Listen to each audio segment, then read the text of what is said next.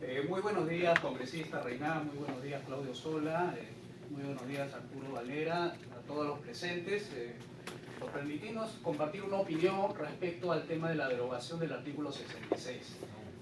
A mí se me ha convocado para compartirle una opinión sobre cuál es la viabilidad económica acerca de la derogación de este artículo 66. Voy a proceder a explicar en tres partes lo que considero yo sería finalmente el balance general de lo que es la derogación del artículo. La primera parte va a consistir en saber, en conocer qué produce esta privatización del subsuelo, o sea, entregar en propiedad privada a las personas que son dueñas de la superficie, todo el subsuelo y la parte perpendicular hacia arriba. La segunda parte es qué costos se incurrirían con la derogación del artículo 66 de la Constitución y finalmente hacer un balance, a ver si hay rentabilidad económica acerca de esta privatización del subsuelo.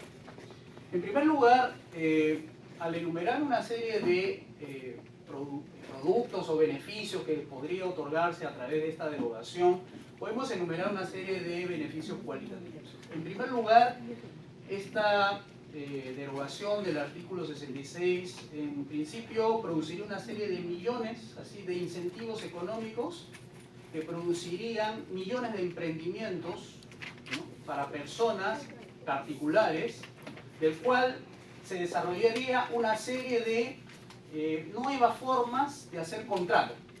Es decir, conocemos formas de hacer contrato entre el gobierno y las empresas, pero no conocemos qué es lo que ocurriría entre las personas y las empresas privadas que quieran explotar los recursos minerales o petrolíferos.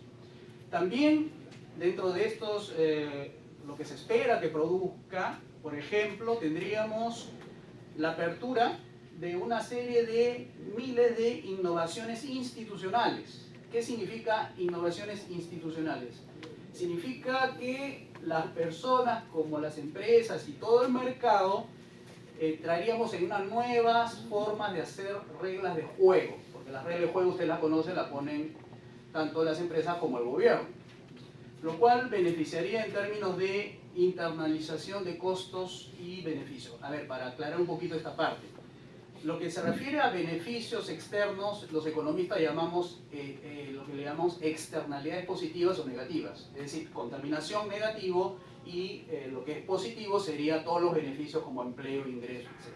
Entonces, cuando la propiedad privada, las personas internalizan, significa que nadie de la sociedad que no sean ellos obtendrían beneficios y también pérdidas, lo cual no siempre ocurre así en el modelo que tenemos actual, que a veces los beneficios se concentran en unas pocas empresas y más bien los costos, o sea, la contaminación y todos esos perjuicios, más bien lo tenemos que asumir el resto de la sociedad, ¿no? Otra cosa que también he pensado que podría ayudar a entender esto es que aumentaría la competencia, sobre todo en los descensos de los precios de los minerales.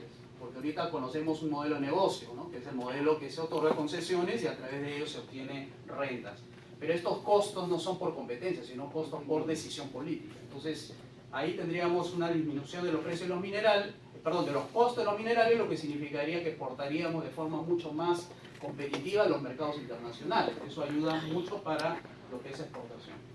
En términos de éxito individual, también eso aporta muchísimo a que las personas no estén solamente acostumbradas a recibir un tipo de ingreso fijo, sino también la cultura del riesgo, que es algo que normalmente las personas no estamos acostumbrados a obtener o en todo caso a asumir eso, y eso es una cultura que tenemos que individualizarlo, ¿no?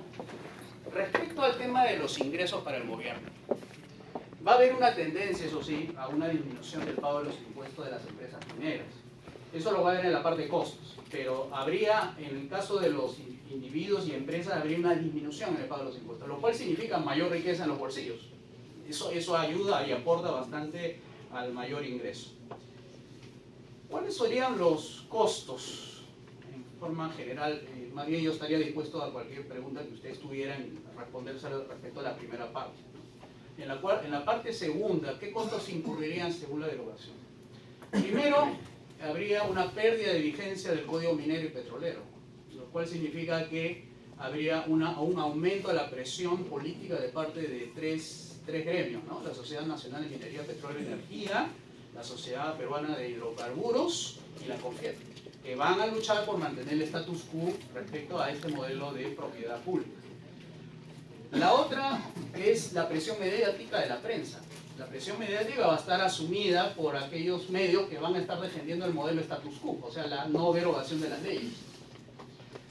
En cuanto a los ingresos fiscales, tenemos la pérdida de ingresos fiscales por menores impuestos a la renta para empresas mineras y petroleras. Se calcula más o menos en un 27% del impuesto a la renta, que son más o menos 4.000 millones de soles, a cambio de los beneficios que se obtendrían. También habría una tendencia a la desaparición de las regalías y cano, por ejemplo, la eliminación del 1 al 3% de las ventas brutas, ¿no?, que producen en la producción de estos minerales. El 4.10% también se eliminaría en cuanto a los dividendos por utilidades, más el 18% de IGB y aranceles, ¿no?, esos impuestos y el último es el 8% de participación de las utilidades de los trabajadores. Eso es parte de lo que tenemos ahorita en lo que es la carga tributaria sobre las empresas mineras y petroleras.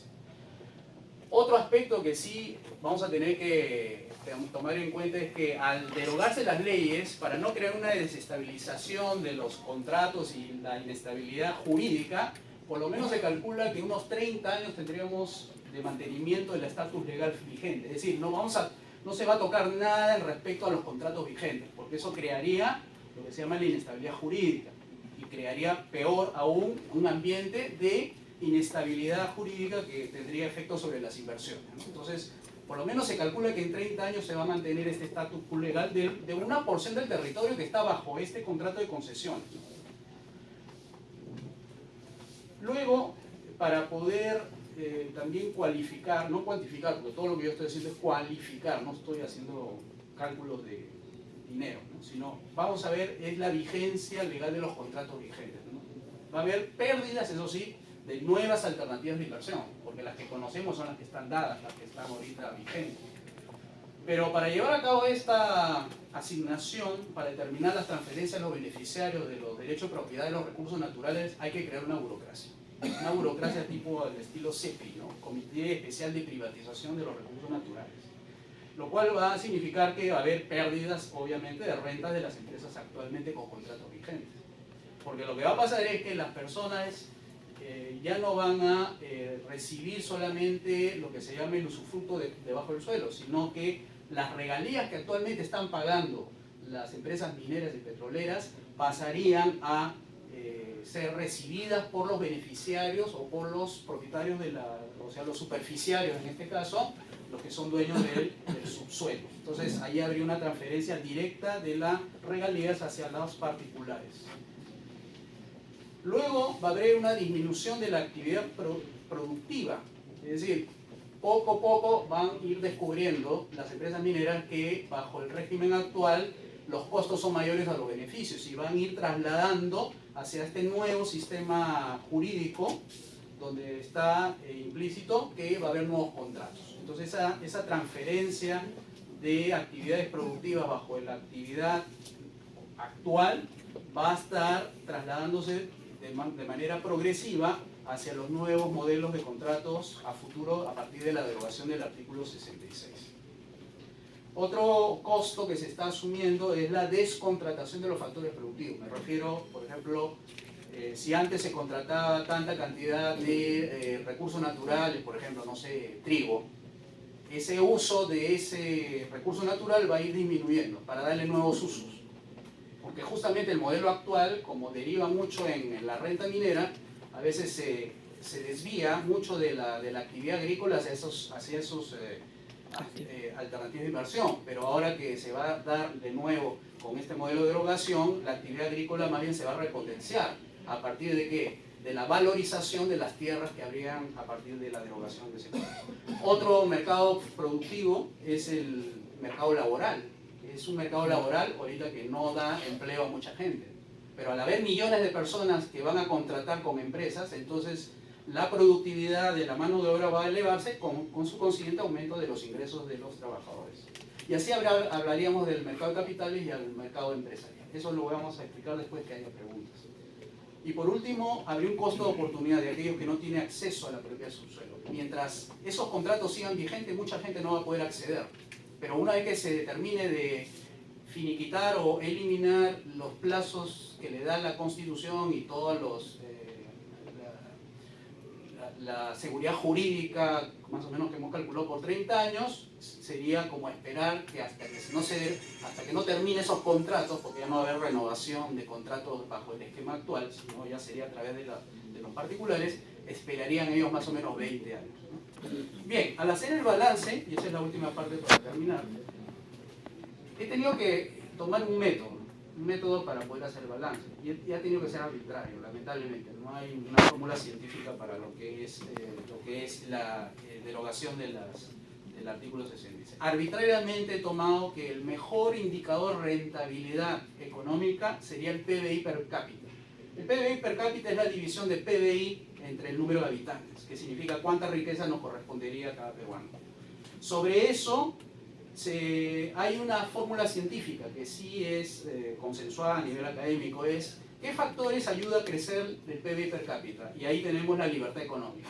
La libertad económica está comprobada científicamente a través de correlaciones de dos variables, PBI per cápita con libertad económica. Lo pueden ver en la Fundación Heritage o de Cato, en conjunto con Fraser Institute, ¿ya? Para fuentes que vayan ustedes a buscar.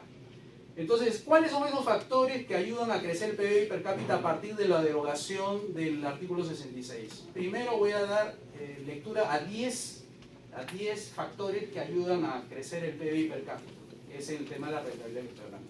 Libertad empresarial, la primera. Segundo, corrupción. Tercero, libertad laboral. Cuarto, tamaño de gobierno. Quinto, informalidad. Sexto, libertad monetaria. Sexto, libertad bancaria. Libre comercio, Estado de Derecho y por último, derecho de propiedad.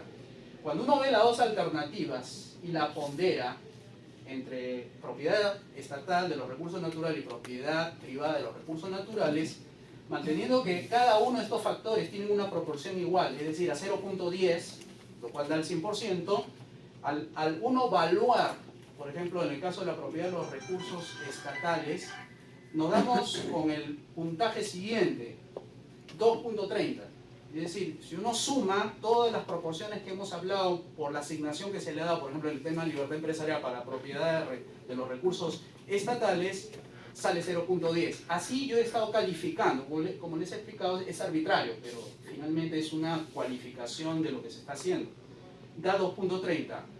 Y si uno cualifica la propiedad privada, es decir, la derogación del artículo 66 de los recursos naturales, uno compara el 2.30 estatal contra el 2.70 en el caso privado. Es decir, en balance, lo que quiero decir es, si uno trata de sacar un balance costo-beneficio, finalmente uno va a determinar que es mucho más rentable desde el punto de vista de aumento del PBI per cápita tomar la alternativa de propiedad privada de los recursos naturales, porque en peso representa 2.70 contra 2.30 respecto a la propiedad estatal de los recursos naturales. Eso es, en conclusión, lo que he podido hacer, calcular, para que pueda luego ser comentado por ustedes. Bueno, por mi parte eso ha sido todo y muchas gracias a todos ustedes por escuchar.